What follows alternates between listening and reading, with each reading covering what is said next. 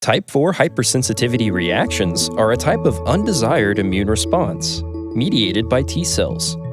In this video, I'll share my visual mnemonic to help you remember all the information you need for test day. Scanning and Recently, management has put up these hand sensors everywhere at work. This sensor controls the door to the back storeroom. You might even call it a sensor door. Oddly enough, this sensor door is actually our symbol for hypersensitivity type 4.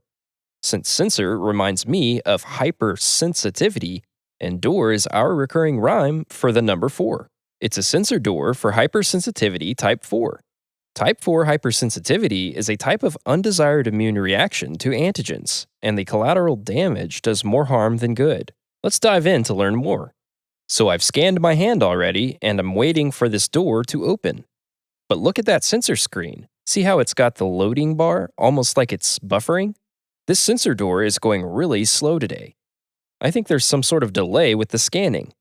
By the way, this delayed loading coincidentally helps me remember that type 4 hypersensitivity is a delayed reaction.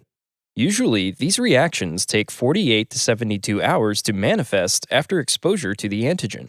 This is why type 4 hypersensitivity is also known as delayed type hypersensitivity. We'll talk about why this delay happens in our next symbol. I've got to get in there and can't wait any longer, so I'm pulling all the stops to get in. See me trying to break down this door with this tomahawk axe?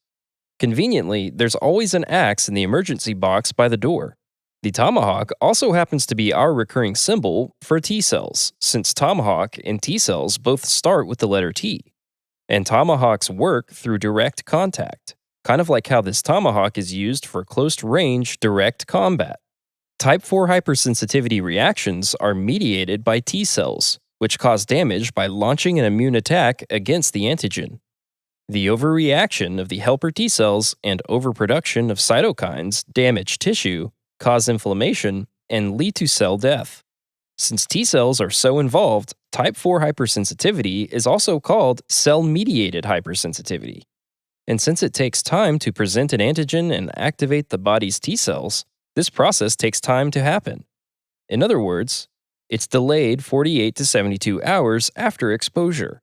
Again, T cells are part of the adaptive or slow immune response, so this delay should make sense.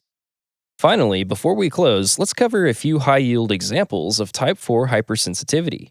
For example, the PPD skin test, or tuberculin sensitivity test, is an example of type 4 hypersensitivity. In this test, we inject a small amount of a TB protein called tuberculin under our skin in order to check if our T cells have been previously exposed to TB. This tuberculin is presented to T cells in lymph nodes, and people who have been previously exposed to the bacteria will mount an immune response. T cells and other cells are attracted to the injection site in the time frame of 1 to 3 days and generate local inflammation, creating a red skin wheal. But wait, if you're like me, you may be asking why the injected TB antigen doesn't actually sensitize an unexposed person's T cells. The answer is actually disappointingly simple. The amount of antigen injected in the skin test is too small to cause a sustainable memory response.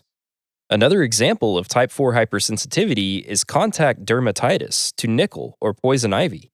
In these cases, a person will develop a painful red rash 2 days after wearing a watch containing nickel or after rubbing against poison ivy.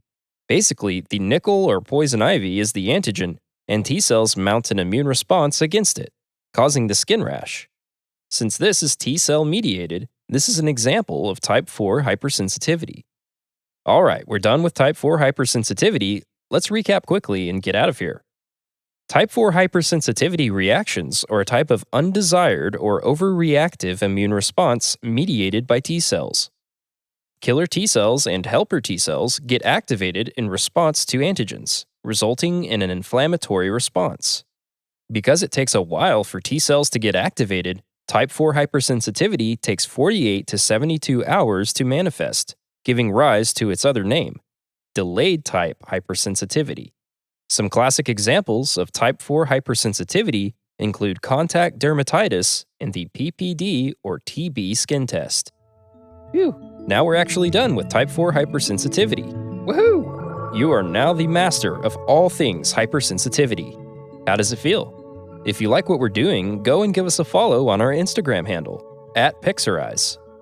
I'll see you in the next one.